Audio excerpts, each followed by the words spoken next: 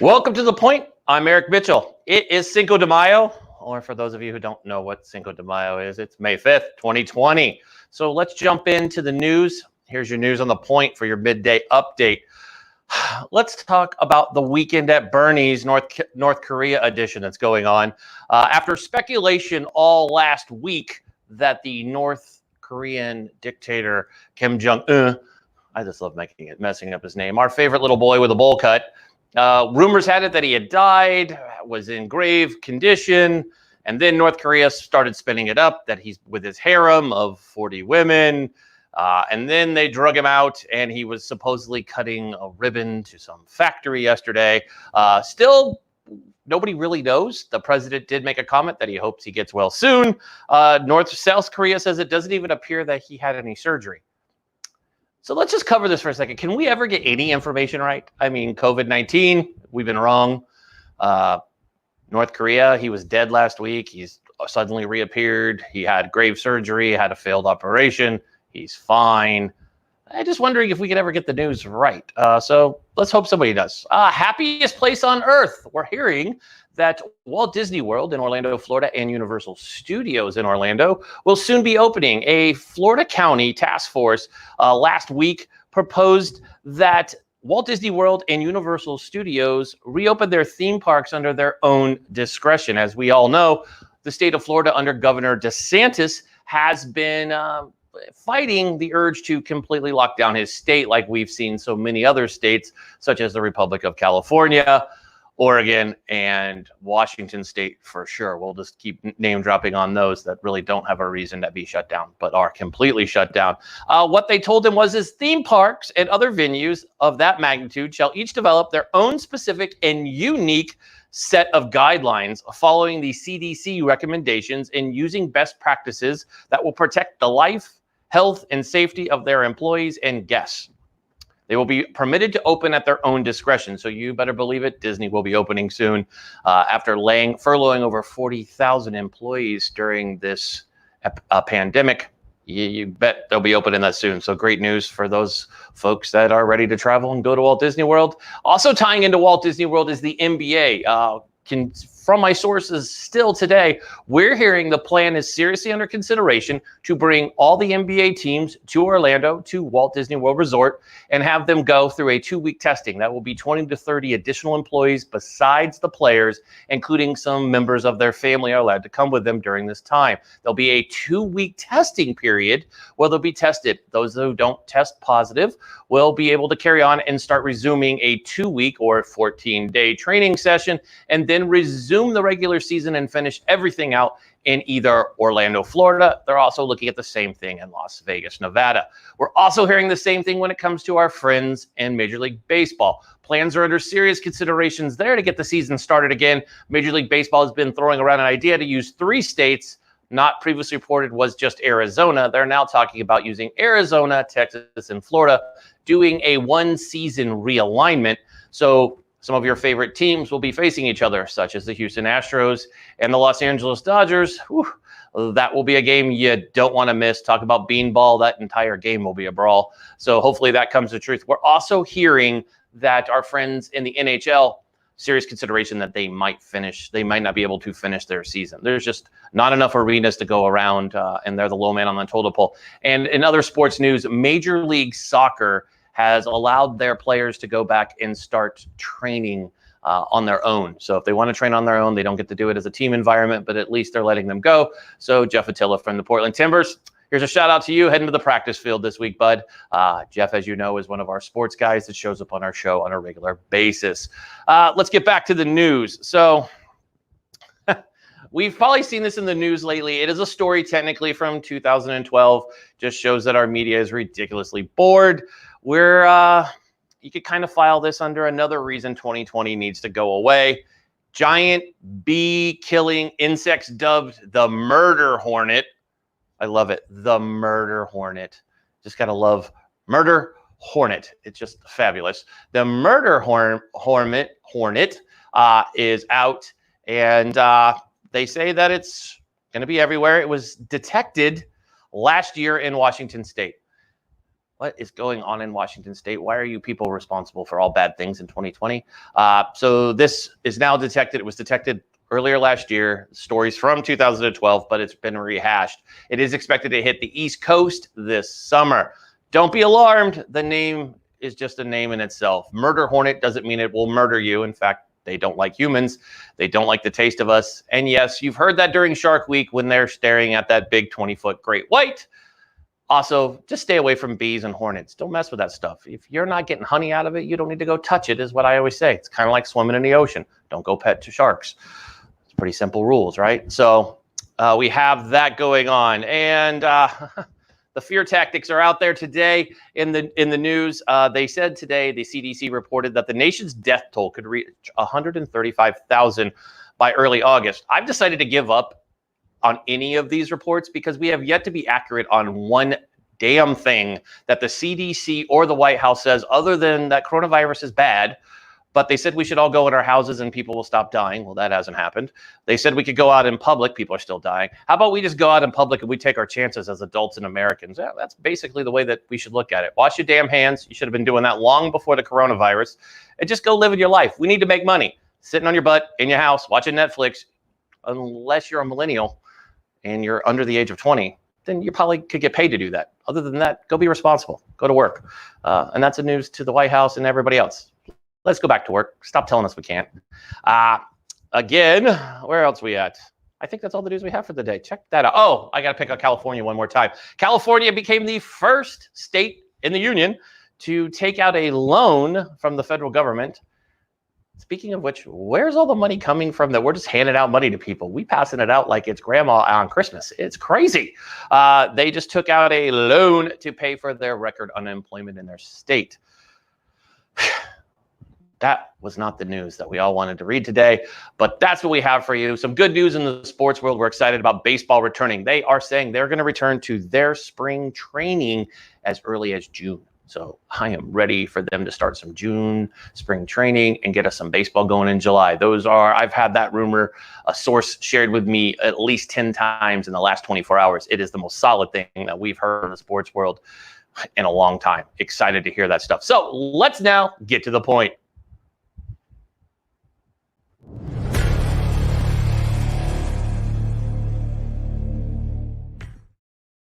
We're so fancy.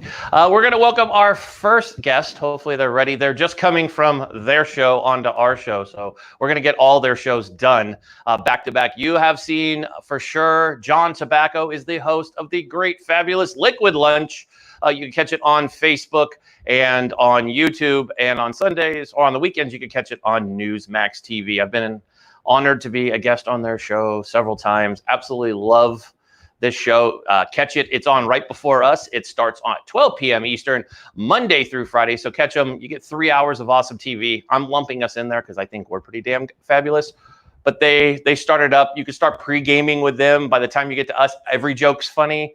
I hear in the comedic world, it's good to be the last act. Everybody's drunk before, so all of my jokes will be funny.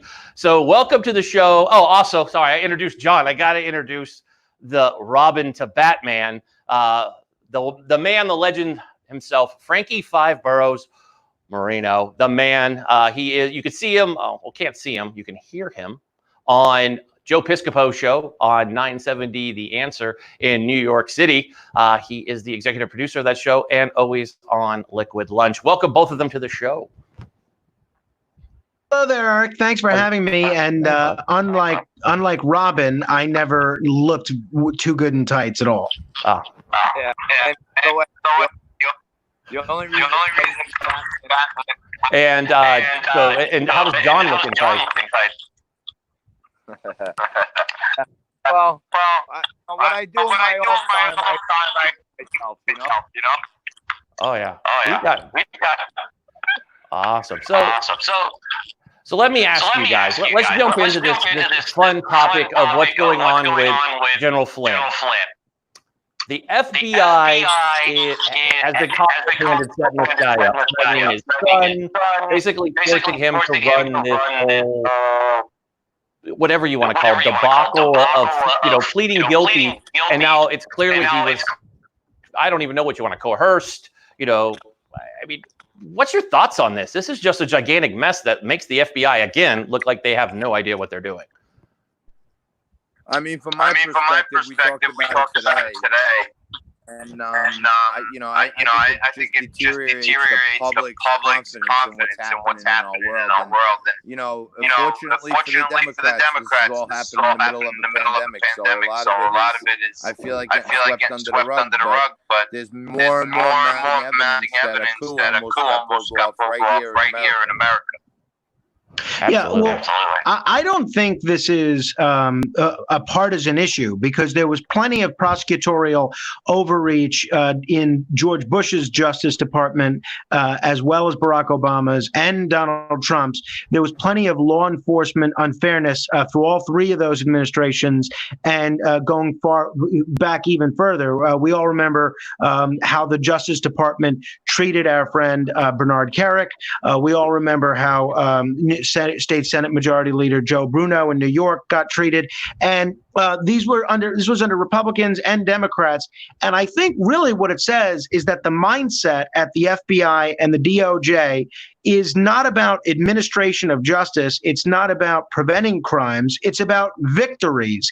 And if you're a prosecutor, unfortunately, we have a system, a political system, a legal system, and a media system that rewards prosecutors, that it encourages them to seek publicity, press, and politics. And the best way that you can do that is to go after someone that's high profile, be they a politician, a gangster, or in General Flynn's case, a general. To John's point, though, I think it's very interesting.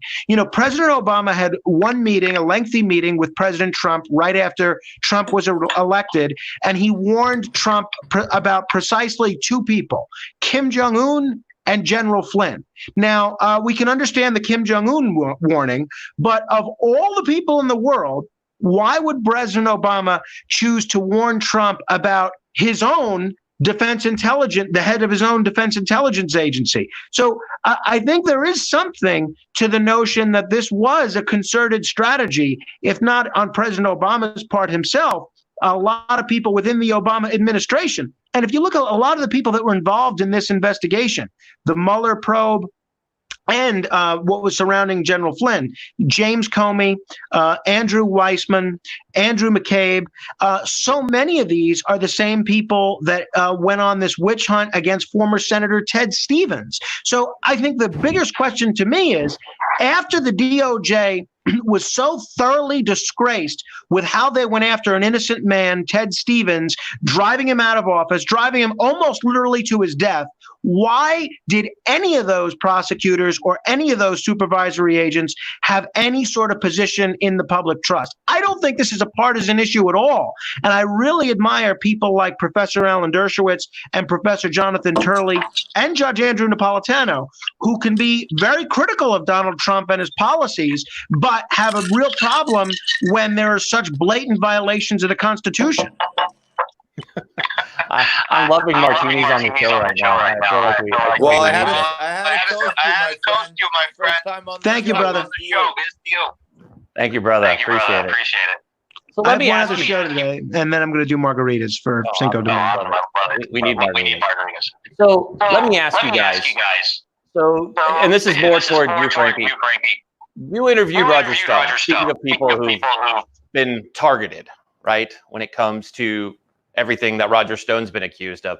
And this seems to lead back. We talk about the FBI, we talk about Roger Stone. Now, this same FBI is the FBI that dropped the ball completely when it came to the investigation of Benghazi, that left American heroes forgotten, left behind the lines, which as a veteran makes my blood boil and was the number one reason Hillary Clinton would never get an election, would never get a vote by anyone in my family. Having hung out with several surviving members of what happened at Benghazi, there's no way. Those guys were left high and dry. The movie was nice compared to what hearing the true stories of what went on in there. And by the way, if you share those stories out loud in a restaurant in Colorado Springs, it makes certain people very uncomfortable to hear John Teagan say them. But hey, it's the first time we've been asked to leave a restaurant with veterans before by telling his Benghazi story.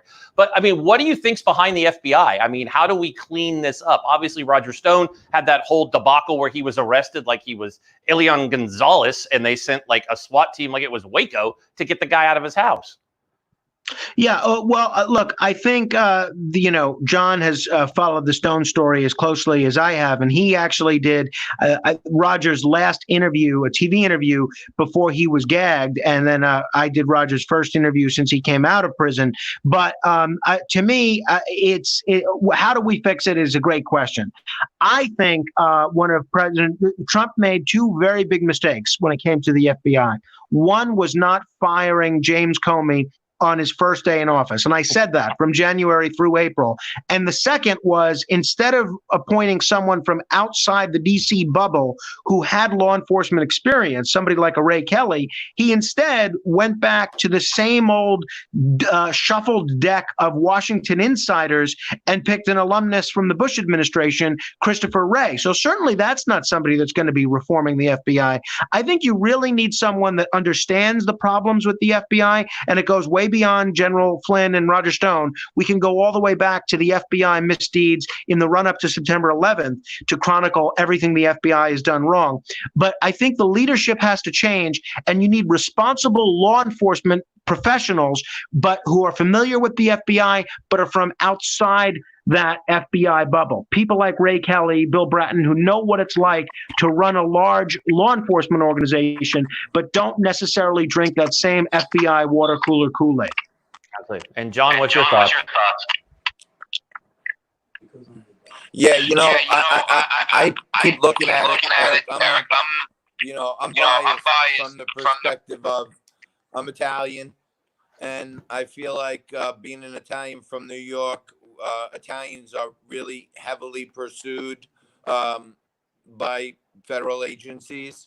And the more and more I look at this stuff, and when you have the head of the FBI, the acting head, Andrew McCabe, okay, basically orders his team, our taxpayer resources, to go out and find who leaked the story to the Wall Street Journal. So he filed a fake report. He sent the FBI on a wild goose chase. And it turns out that he knew all along he was the one who lied. We have multiple FISA issues, like so bad.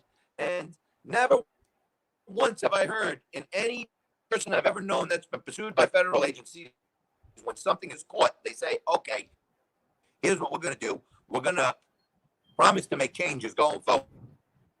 But we're not going to charge any of these folks. Never been done, unheard of. And with Stone, Flynn, you look at it going back to Clapper, Brennan. To me, I always say,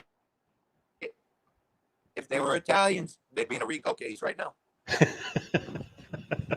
I love it. Very good insight, John.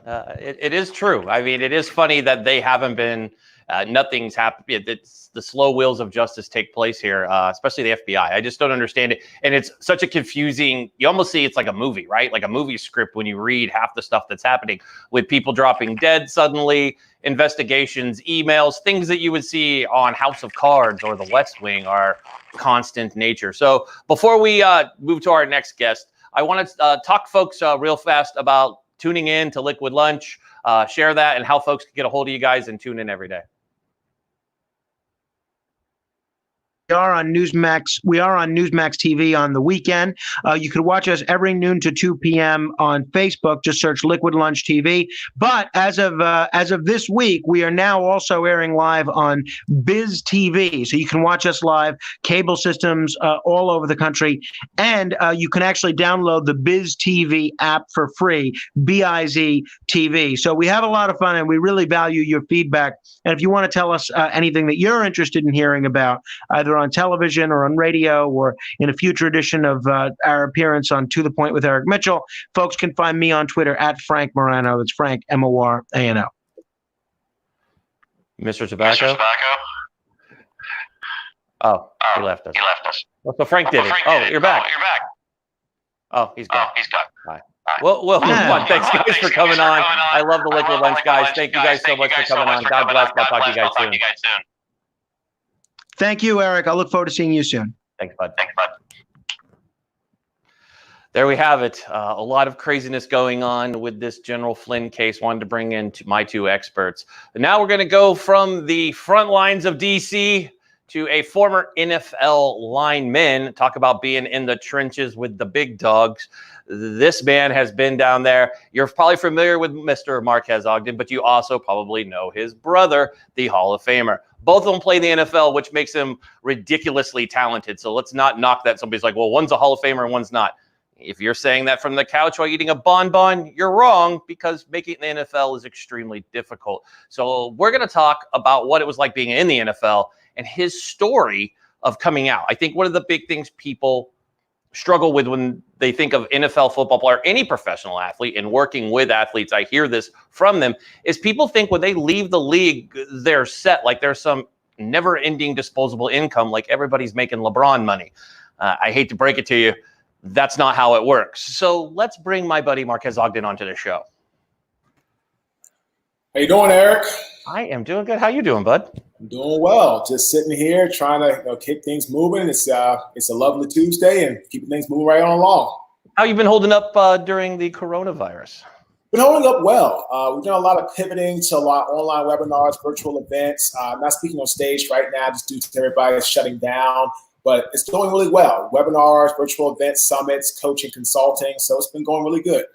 So it's probably been a little different. Let's talk about this. We had Heather Monahan on a few weeks ago when we started the show. And as you know, she's a professional speaker like yourself. Sure. So I'm going to ask you the same question. What has it been like? Because I know I follow you on social. You are everywhere. Truly, you are. I was looking forward to you actually coming out to Seattle because you were only an hour and a half drive from me. And I was going to come up and, I was going to say, hey, let's do dinner. But I can't do that unless we do it on a Zoom call now. So what's it been like being a guy who travels everywhere to now you're doing all of this virtually from home?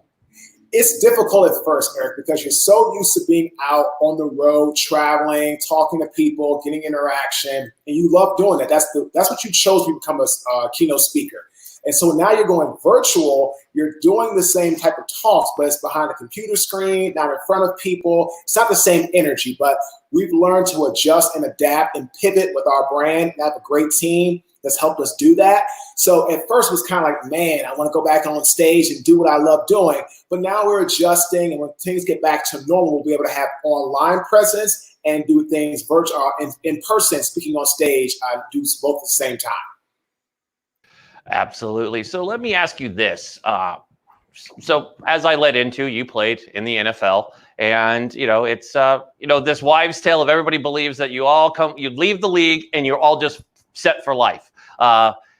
Unless you pay attention into the sports world, you know that that's not true. And we have famous athletes that have ended up on hard times. I know, especially with working in the NBA, there's Delonte West and a few others that you see these folks that were on your TV all the time, and they're in hard times, whether it be drugs or whatever. Tell us your story, how you came out, right? You played for the Ravens and the Titans, right? Mm-hmm. I mean, I'm pretty correct on that. And you played the league, and now, you get out. What happens? You came out, you just moved into a mansion, right? You had the Playboy life, the LeBron life, right? Absolutely not. So I had almost a 6-year career. And like you said, when I got out of the NFL, it was a really hard transition because I've been playing football since I was 14 years old, and I was almost 20. So for 14 years of my life, I've been playing football, and it's exactly what I had been doing. I was used to the camaraderie, teammates, locker room, the whole atmosphere. When that was gone, Eric, it was really hard to transition because I was so used to having structure, things to do, places to go, told when to eat, when to have meetings, and that was gone. So for about 6 months, I struggled immensely with, I was an alcoholic. I did painkillers and depression medicine. I was a mess. And I didn't have enough money to go for the rest of my life. I had a good amount saved up, but not to go for the rest of my life. So I found a construction business in 2008 and became the largest African-American subcontractor in the city of Baltimore and the state of Maryland in the area of site work for almost 2 years. And then I had a really bad ego. I became a really horrible boss, not a good leader, Eric. And in 2013, I went from a multimillionaire business owner. I made more money in my business than I did playing football. And in 2013, because I was overcompensating myself with being arrogant, egotistical, really pompous, I lost my best employees. I lost my company, and I went bankrupt, Eric, in 2013, April, and my home was taken from me. Both cars were possessed in the same day. I lost everything in less than 90 days. That story, every time you say that story, I've heard it, seen you speak it, when we were together at that Bunker Labs event. Your story is amazing, right? Because people never look at it, and they look at you, and your family's famous in the NFL. I mean, you got to think about it. You got a brother in the Hall of Fame. You would never think, oh, there's no way. And I understand totally the ego, right? I mean, coming out of the military, especially from a branch like the Marine Corps, we walk and talk like we're the baddest kid on the block. I can only imagine, here you are every Sunday fighting in the trenches, getting out. You're pretty much the man on the block, especially when you're dealing with other people. And to have to humble yourself is really hard. And there's nobody there really to ego check you like your teammates. So here's a question for you. Now that you've turned the corner and you're truly have built something amazing, you're out helping people. The one group I love that you help, besides your fellow pro athletes, is that you are a huge advocate for the veteran community. I've seen you speak at several events, and you relate. I think athletes relate to the veteran transition. You come out, you're used to, this is when I go to practice, this is when I eat, this is what I'm supposed to do, everything. And now it's not. So what drove you to start helping veterans? What drove me to start helping veterans was both my grandfathers were veterans. They both served in the Army in World War II. And I wanted to give back because without the military, without people defending our country, I think it's the 3% of our society defends the 97% of us that do not go in the military. So those 3% are the elite of the elite, in my opinion. So I don't care about being an NFL athlete, NBA athlete, MLB, sports, big business owner. None of that matters to me. If we don't have the military protecting our freedoms against our foreign and people at home that don't like this country and don't like us in general, we're going to be exposed and opened up to people that want to hurt us, kill us, and do all types of horrible things to us. So the military, to me, is the foundation of our country. No military, no freedoms. So I wanted to give back to them and help them who struggle to transition like athletes do. So they know that their skill sets, their strengths, and what they want to do beyond the military can be achieved with ambition, drive, and hard work. Outstanding. I love that. And I know the veterans that you've helped. I've heard nothing but wonderful things and feedback that you're down to earth. They weren't expecting that, which I think is funny. So many people, the way that they look at professional athletes, they look at you guys as like some sort of, like you put your pants on different than the rest of everyone else, and you don't. I mean, you're a human being. You do everything the same as the rest of us. I was talking with CJ McCollum from the Blazers, and it's funny the way that you hear him in interviews. He always describes, I'm human just like everybody else. My job is I happen to be an athlete. This is my job. Like, your job is to go sell software. Your job is to go, collect whatever, right? Everybody has a job. This just happens to be a job. Don't treat people any different. And I've seen these guys out in public, and they are always fan friendly, always quick to take pictures, always quick to want to be around them. Just don't bug people when they're eating dinner. You don't want to be bugged when you're eating dinner, so don't be bugged when you're eating dinner. So before you go, let's talk about your book. Mm-hmm. And I understand you have a new book. Am I right, Ra? Okay, so let's talk about your books. Number one, plug both of them because I want people to go out and read them because I've read your first book. It was money. So let's talk about your new book, and then we'll lead into how folks can get a hold of you and find out more information and join your awesome webinars. So basically, the first book was Sleepless Nights, the NFL, A Business and a Family. It was my autobiography. Now we wrote The Success Cycle, which talks about 3 major things you need to achieve success: ambition, drive, and hard work. You have to be ambitious, set your goals, create a blueprint for you, your life, and what you want to achieve for your success. You have to be driven, to be inspired to make a real long systemic change versus over-motivated, which is more for the short-term gain. And hard work. Focus on yourself, not the competition. Right now, we're going through this crisis with COVID. I tell you all the time, COVID to me is the acronym for have great character, know your objectives, set a clear vision, use your intellect to drive results, and be direct with your communication. If you can do those 5 things through the COVID crisis, have great character, clear objectives, set a vision, have intellect, and be direct with your communication with people, and have ambition, drive, and hard work, Eric, no matter what you want to achieve in life, you can achieve what your heart desires. I love that. That's awesome, man. I mean, if you don't like that, You need to put your ass back to bed and try again, because that is damn good information. I love that, my friend. So let folks know how they can get a hold of you, join your webinars. This, I'm telling you, everybody out there, I'm going to give this man a sales pitch, because truly an inspiration out there. Every time you talk to him, you get a little touch of positivity. That smile that you see on camera, it comes through on the phone. He's one of the true people that does it. So tell everybody how they could get a hold of you and find out more information. They can go to our website, which is www.marquesogden.com. You can shoot us an email at marcus@marcusogden.com and just connect with us. Like you, Eric, we love people, interaction, consultations. We're all about helping people achieve what they want in life by identifying their strengths, delegating their weaknesses, and bringing together a cohesive team to help them achieve long-term success. Outstanding. Well, I want to thank you for joining us today. And as always, you're always welcome back on the show for your positivity, my friend. We'll have you on really soon. Thanks again for joining us, and have yourself a great week. Have a great day, Eric. Talk to you soon. Sure. Thanks, bud. Whew. Man, we just a rock and roll of motivation. Now we're going to go to my next guest. And my next guest, sometimes people confuse us for the same people. It's a true story. It's happened. We've been mistaken for each other before. I don't know how it's possible, but we actually have. I won't go into the story, because two of them were a guest today who have mistaken us for the same person.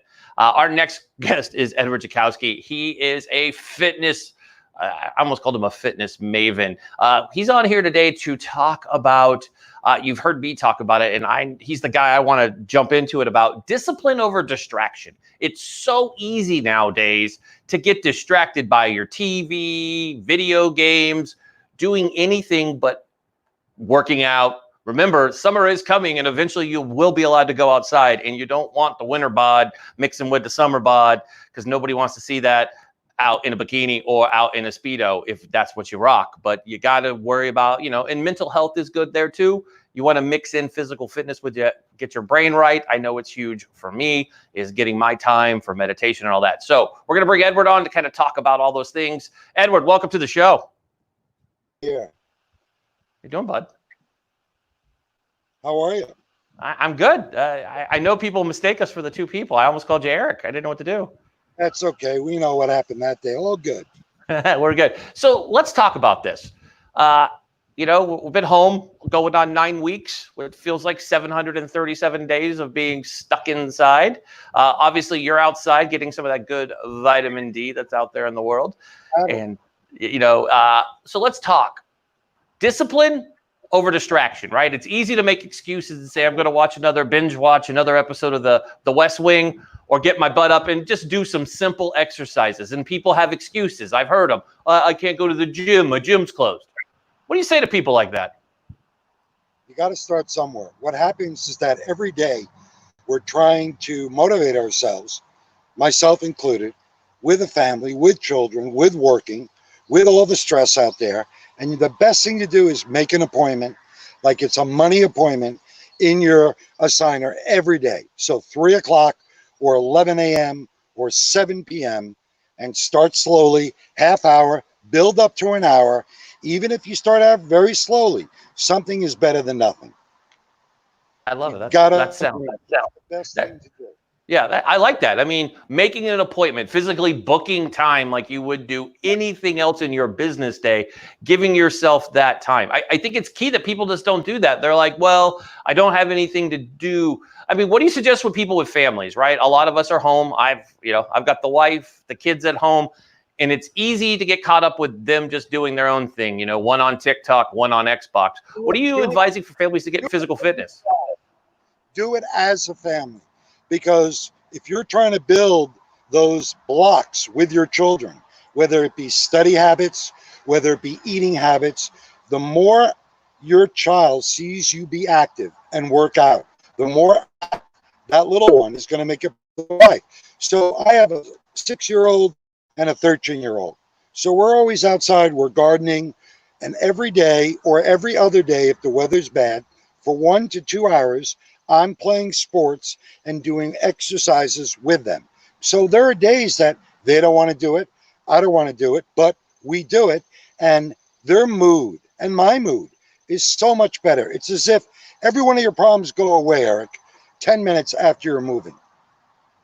That's sound advice. It's just true. I've noticed that if we go out, we try to go for a walk as a family. We just did this the other day, and it was fun just going out. And it wasn't just the exercise; it was fun. The four of us just playing around, right? Being goofballs. I have a 13-year-old son and a almost 16-year-old daughter, and it's fun to have and everybody's laughing and playing. And my wife and I are, we're bumping into each other, and it's just.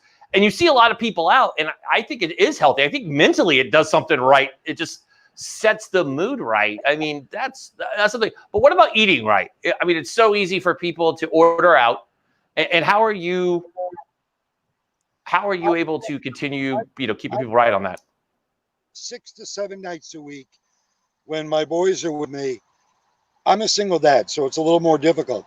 But I cook every meal for them: breakfast, lunch, and dinner. And rarely do we ever go out. Even before this crisis, it's pretty much the same lifestyle.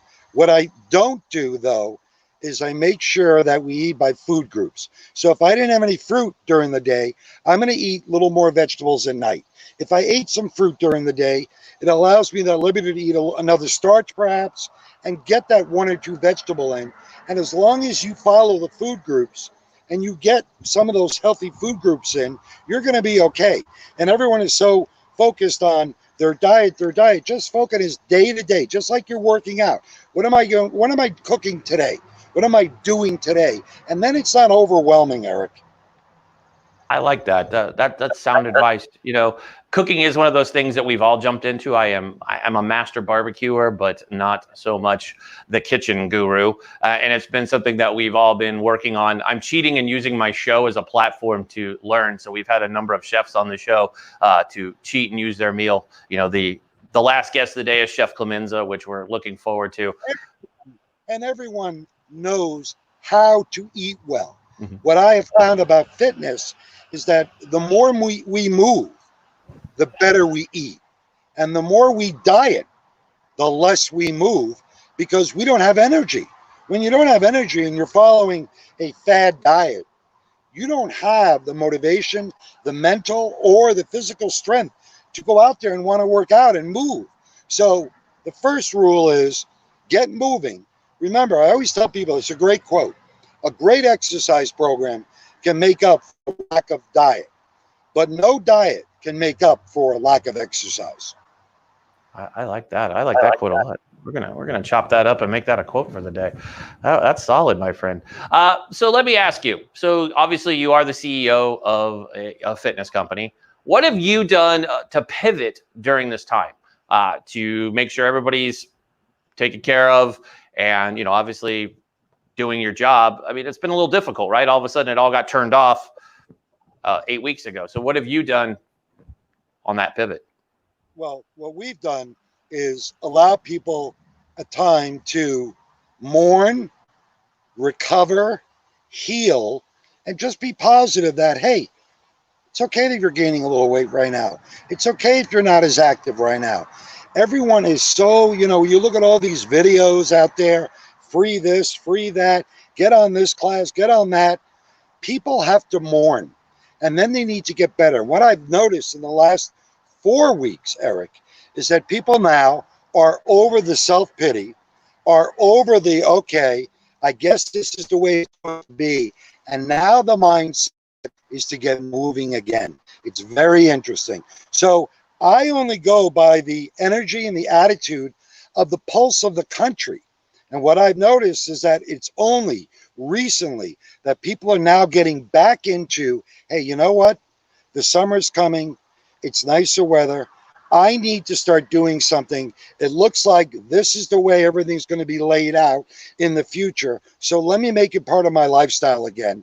And now we're being not more aggressive, but we are being more attentive to people's needs, because everyone thinks they want to get in shape, but the actual doing of it is where they have the stop sign. And we like to push them a little, at least to yield, and give them exposure to a couple of things, and then build momentum. So let's talk about things that got shut down and they're not quick to reopen them right now. In places like gyms, I know a lot of people, that and the barbershop seem to be the priority list for a lot of my friends. So let me ask you, places like gyms always boast about how clean they are. I mean, that is one thing that you walk into a gym and you see it, ultra clean. But why are they not quick to open those up? Some people are saying, well, you got to think of the people over the weight rack. They're coughing or breathing out and things are going over the weight. Why are gyms like almost on the list of the last things to open instead of the first thing? Because they are ultra clean. I mean, every gym I've been into, I'm impressed. There's always somebody cleaning something. Because of the risk of, I'll give you an idea. When you touch a dumbbell, so the smaller items, the mats, the dumbbells, and things of that nature, you have more of a risk of contracting something because think about it. When was the last time you wiped off the handles of your dumbbell? But the aerobic machines are always being wiped off. So what happens is that there are parts of the gym where it's higher risk, lower risk, and you have to have a trust factor that, hey, that person that just left those 10-pound dumbbells, they have wiped that off properly. And that's assuming they did it properly. And also the air, the ventilation in gyms is normally not that great, especially with gyms that have low ceilings. So there's a lot more risk factor with that. However, I don't think people are going to be getting back to gyms on a full-time basis until we see a confidence that, hey, it's okay. This thing is over, because I don't think people want to be lying down on a mat next to someone. We want to get moving. So home fitness now is hot. Working out outside is very popular. And I think when the gyms can guarantee the public that the risk is extremely low, then I see the gyms becoming more populated. Until then, I think it's only going to be here and there, drips and drabs. That's funny that you bring up working from home. Working from home. Everybody's doing that, but working out from home. If you remember, in November, everybody was crucifying Peloton for their advertisement and encouraging people to work from home. Their stock's up over 45% to date now because people are going and they're getting the treadmill and the bike and hopping on it. And I think it's because of the teamwork thing. A lot of people, they crave that, right? There's the gym rats who like going to the gym and it's them and they just plug their headphones in and go lift. Those folks can go do that. I love the team environment. What do you think about people working from home? So here's my question for you. I see these other Peloton, I'm not going to label anything multi-level because it's not. But I've seen these other advertisements pushed across my social for people telling me that there's these shakes I could do. They'll help me with the coronavirus and I'll lose weight and I don't even need to work out. What do you say to that? The rule is whatever diet program you follow, you have to maintain it today, tomorrow, next week, next month, next year. So it doesn't matter what you do, but we still have to have all our macronutrients. We still need to have our fats, our proteins, and carbohydrates. And there is no evidence out there whatsoever that any of these diets, long-lasting, especially diets that don't have all these food groups, can be maintained, because when the body says eat and you crave something, you will lose. So it's not about losing weight. It's about figuring out a way of how do I cut my weight 1 to 2 pounds a week or 1 to 2 pounds a month? How do I raise my metabolism, which, by the way, Eric, can only be done through fitness. The most organic diet in the world only raises your metabolism by 5%. Isn't that fascinating? That is. That's right. The only way you can get your metabolism going is through moving. And we are trying to substitute ways for fitness. And that's why, as a country, we are failing. And we don't do that with anything else. We don't do that with our homework, our studies, our everyday work. There's no substitute. You have to embrace the fact that, hey, I got to move. What we teach at Exude is, you don't have a lot of time. Let us teach you how to best move to receive all the medical benefits of fitness, as well as the body typing, so that aesthetically, when you put this effort in, Eric, you're going to like the way you look. And it's always going to be part of your life. Today, 5 years, 10 years from now, people are always going to struggle with, how do I make proper fitness and sensible eating part of my lifestyle. And if you pick something you can follow, you're going to enjoy it and you're going to be a lot more successful. I love it. Well, I want to thank you, Edward, for joining today. Before you go, let folks know how they can reach out to you and find out more information. Well, of course, exude.com. And we offer programs around the world through remote, virtual. We're a content company. We have many books. We have many DVDs out there. We educate people how to make fitness part of your lifestyle, specifically how to work out for your body type to maintain your fitness regimen, increase your health, and most importantly, look and feel better. And if you're stuck or you need some help, we're going to motivate you to get to a better level. Outstanding. I want to thank you for joining us today, Edward. So we'll have you on really soon. Thank you again and have yourself a great week. Great to be here. Thank you. Thanks, bud. Now, I'm excited for our next guest, maybe because I love food more than most people, hence why we always have chefs on our show. We're excited to welcome our next guest back. Just want to make sure he's ready to go before we just throw him in there. Just tossing it to him real fast. Well, I'll wait for a second. Excited for our next guest. Our next guest you've seen, he's a fan favorite from Hell's Kitchen. He worked with the ultra-friendly, just a people pleaser, Chef Ramsay. And Chef Clemenza is joining us today to come in. I think we're going to make a meal. We're just waiting for him to get back in frame. I know he's cooking right now, so we're going to join him here. But if you have any questions for Chef Clemenza, send them on our way. If you're watching on Facebook or YouTube, feel free to throw them in. As with all our guests, I'll take a time here to plug away. Don't forget, while you're watching this show, if you're watching right now, please make sure you subscribe on our YouTube channel, like and share. You can actually hit that little bell when you go there, and the bell will tell you when the show's on. It's awesome. I even get reminders to know when wait a minute, I'm always know when my show starts, but you can set it for yourself and do that. But I see he's here and ready to go. So we're going to welcome to the show my good friend and superior chef, Chef Clemenza. Chef. Yo, what's going on, man? What's good, my friend? So I figured out what happened last week. Now, here's the funny part of all of this. The device I'm on now is like a Samsung 3. It's an old phone, and it works. Here's the brand new Note 10, $1,200 fucking dollars. And you know what it does? Ugats. It doesn't work. When I go to log on, it says device not able to do mic and whatever the hell it says, and it won't let me do anything. $1,200, $150. Figure that one out. Oh, right now somebody at Samsung's like, turn this off right now. But it is true. I'm not an iPhone guy because iPhone confuses the hell out of me. Samsung's very easy to navigate. But having said that, like I said, this device is probably 6 years old, and I can't get on with the brand new thing. So I got to call up Verizon and try to figure it out because last time I was on, tried doing a beautiful tuna thing, and as soon as I flipped the camera around, to start cooking, boom, done.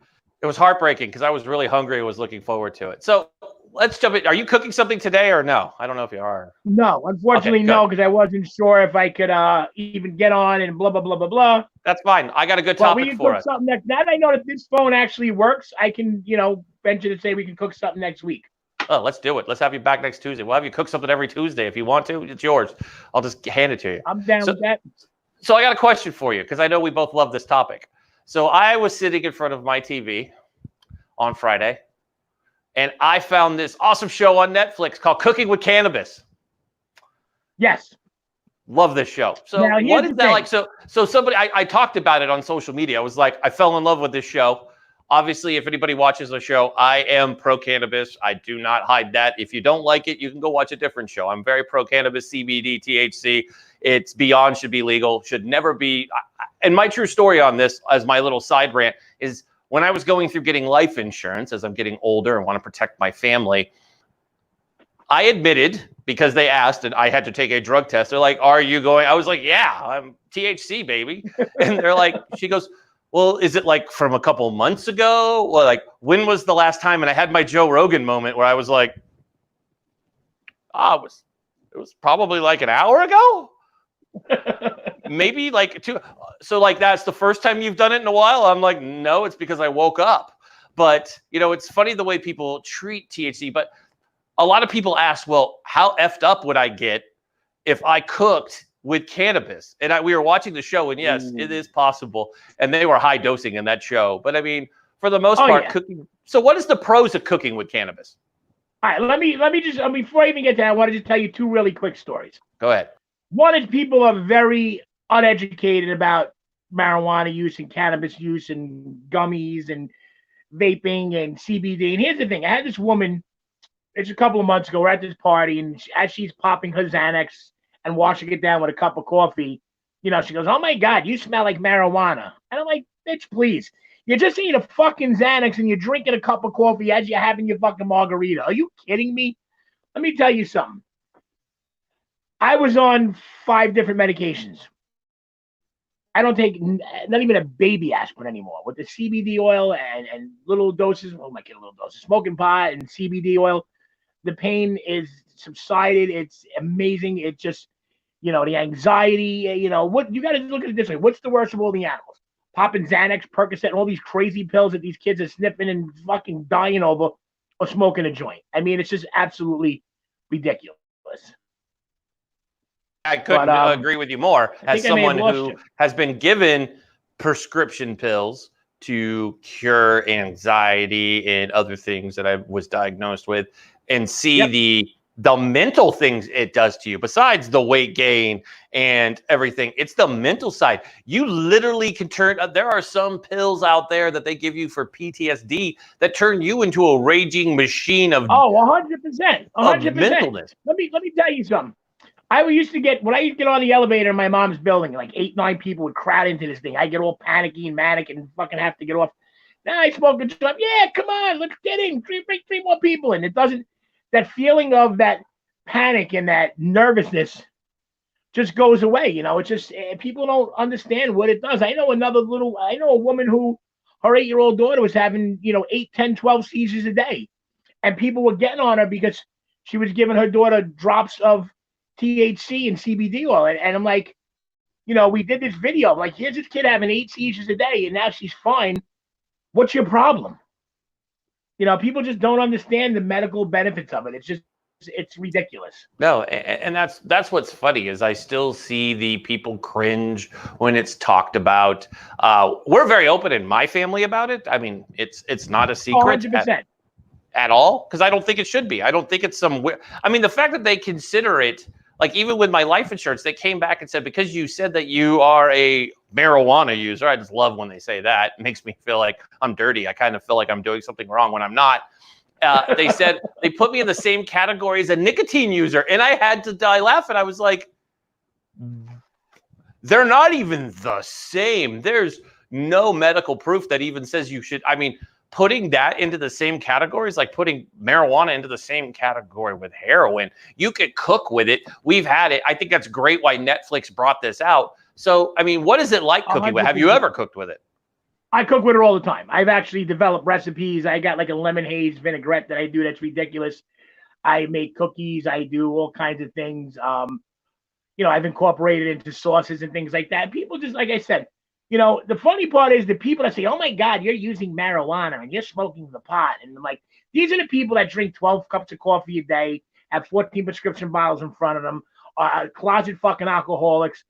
There is a very medicinal side to it. And the other side of that coin is reality. It's fun as shit to get stoned and watch a fucking movie, man. It really is. There's nothing wrong with it. It's the least of all evils. And they have this preconceived notion that, it's a gateway drug. A gateway to what? I'm going to smoke a joint and say, hey, I'm going to go bang down some fucking heroin now. Are you out of your fucking minds? It's the least of all evils. And cooking with it, man, let me tell you something. The benefits of cooking with it are just phenomenal because you're not ingesting any smoke. You just, if the problem is this, though, there is a problem, okay, and I'm all about for medical marijuana and CBD and THC. The problem is this. You can't overdo it. And people tend to do that. They eat something and say, it hasn't hit me yet. And then they do a bunch more. And then they get all fucking crazy and stupefied. Learn your dosage. If you use it in the right way, it's a wonderful, wonderful thing. And even if you overdo it a little bit, so what? I saw that watching the show when you talk about overdosing on it, not like ODing, but you can dose really high, which is good for some of us. You can't overdose and die. That's not going to happen. Yeah. I mean, you can make it so you're planted on the couch and you're not going anywhere. That's about the only thing that you're doing. You're like, exactly. I'm cool. I'm good. Me and the couch, we're cool for a few hours together. Feet, you're good. You don't have a job right now. totally feel you there. So, I mean, I hear this from people who talk about edible uses, which you can kind of take into cooking with it. I mean, can you taste it, right? I don't notice the taste. So anybody who ever says, oh, I can taste it, I always kind of laugh. I'm like, I don't. So I don't know if I have a huge tolerance. Well, see, here's the thing. I don't know. Here's what I've learned. Now, you can do cookies and things like that. You can make can of butter and, you kind of taste it a little bit. I happen to personally like the taste. But what people don't realize is if you grind up marijuana, like in a blender or machine and grind almost to a powder, you can actually throw some of that into the food, almost like you would like an oregano or a parsley, and it will have an effect on you. And I actually like the taste. I get this lemon haze that was prescribed to me, and it just has this lemony, oregano-y. And this is only when you eat it, not when you smoke it. You get the lemony taste when you smoke it, but it has this earthy kind of beautiful taste that just works in this lemon vinaigrette that I do. And I actually grind some of it up and put it in there, and I put a little drop of oil in there as well. And it's just not only are you eating a beautiful tasting lemon vinaigrette over a salad, but you're getting happy while you're doing it, man. It's just a beautiful thing. And if you have any type of look, I have bad arthritis in my hand. You can see how swollen my hand gets, from 30 years of cooking and chopping and, the arthritic pain in my hand sometimes, it's fucking crucial. A couple of puffs of CBD, a little bit of fucking a joint, and it goes away, man. It helps. It betters my life every day. Well, that's the most important thing. I'm just happy you have all your fingers. I mean, I see you guys with those knives, and I'm always proud to see 5 fingers on you guys when you guys put your hand up. I'm like, I don't know how y'all don't slice your fingers off, especially when I watch Hell's Kitchen. Y'all under such stress because Gordon Ramsay's just a friendly human being. He just clearly never yells. I mean, what is that like? We didn't get to talk about that last time. What is it like working with Gordon? So here's the thing, man, what people don't understand. Gordon Ramsay's a hell of a nice guy. I mean, I did 24 hours to hell and back. We bullshitted for a while. Even on the set of Hell's Kitchen, he came up. I guess he really liked it. He would come up to me, pinch my cheeks, talk to me every morning. We joke around. It's all in the editing. Trust me, what you see is 100% real. It's not scripted. It's not staged. They will fuck with the editing, though. And that's only natural. You got hundreds of hours of tapes. They got to put together a show, and that's what they do. But a lot you don't see it beforehand because they can't show you everything. So, when he's teaching you and you're burning the first 5 orders of scallops and he's showing you how to do it, and then come dinner service and you're messing up, the guy's going to yell and scream. Look, I'm the same way. I remember a while back, I'm busy in the kitchen. We got a party at 200, a party at 100, a party at 50. The whole dining room was filled upstairs, downstairs. I'm putting the salt and pepper shakers, which is not even I have to do, but in the window for the waitress to put on the tables. She's like screaming at me to get my attention. Chef. Now, mind you, I'm on the phone. I'm taking an order. I'm cooking 40 different things. I'm traying up items to go, and she just would not stop trying to get my attention. She's like, what do you want me to do with these salt and pepper shakers? And I just fucking lost it. Like, what do you think you're supposed to fucking do with them? And stick them where the fucking sun don't shine. Common sense. They go out on the fucking tables like you do every day. And people don't realize it's a high pressured atmosphere. When you're putting out dinner for 100, 200, 300 people, that ticket just keeps coming in. You hear that machine, and all those tickets are up. And the expediter's screaming, I need 3 of those, I need 5 of these. And you're sweating, and it's 98 degrees outside. It's 103 degrees in the kitchen. You're not the nicest person in the world. But Gordon is, it's, I'm sure a little bit showmanship, but, it's just how kitchen life is, man. There's going to be a lot of yelling and screaming, but you know what? At the end of the day, you're one big happy family. You're going to smoke that joint. You're going to have a couple of beers with your workers. You're going to sit. You're going to relax. And you got that camaraderie and brotherhood and no other job that I've ever had. It's just amazing. And the guy really is a hell of a nice guy. But do not make that man mad. He will fucking rain down a shitstorm on you like you can't believe. That is awesome. It's great insight on the great Gordon Ramsay. I'm a fan. I loved Hell's Kitchen. Before I even met you, I had already watched your season. And, you can kind of see how they do script stuff. But, I mean, lots of questions. I could talk to you for a solid hour. I'll get them out since we've got you coming on every Tuesday now to start making some meals for us. So we'll like that. So I thank you for coming on today. We'll chat in the off term and figure out what you're going to make. I want to give you one last little tidbit on Gordon Ramsay. There you go. He smells fantastic. I kid you not. Every guy in the fucking team, like, holy shit, this guy smells. Like, we knew when he was on set because he uses this imported Italian cologne. It's like $400 a bottle. I'm like, damn, chef, like, he's got it going on, man. The guy's actually, like I said, though, he's a really nice guy. And let me tell you something else. The guy is fucking huge. I'm a big boy. He towers over me, and he moved me out of the way like I was a fucking paperweight. I'm not scared of many people. That guy had me shook when he picked me up with one hand and just slid me out of the way and grabbed the stack of saute pans with the other hand. I just looked at him. I was like, okay, I'm not going to mess with you, Chef. But great guy, though, man. I love it. Chef Clemenza, everybody. Chef, tell everybody how they can get a hold of you, and we'll see you next week. Absolutely. You can check out my Facebook page is the Culinary Carnival, also Chef Clemenza. Instagram is the Little Italian Truck or Culinary Carnival. Another thing, too, look for us. Hopefully, we're going to be out and about in a couple of weeks, a month and a half with our food truck. We do some amazing things. We do a meatball Sunday. I'm going to get you some pictures of that. I'm going to try to make one of those live next week for you. When you see this thing, I'm telling you, you're going to want to bite this through the screen. It looks just like an ice cream sundae. It's my signature dish. It is absolutely amazing. And you're going to be waiting. I'm telling you, when you see this, you're going to be – I might even mail you one. I could probably mail you one. I could probably get some dry ice and mail you a little meatball sundae kit. Yes, I'm totally down for that. I'll eat it. I don't even care. I'm totally down for that. Chef Clemenza, everybody, thank you for joining us today. We'll see you next week, bud. Pleasure, bud. Yeah, thanks, you bud. got it, man. Ciao.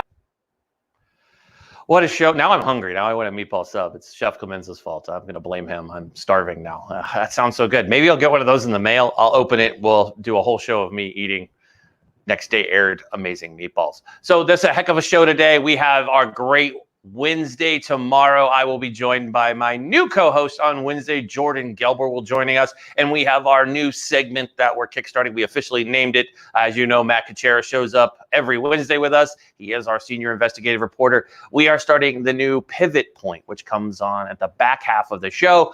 And he will be interviewing folks that talk about unemployment and getting hired.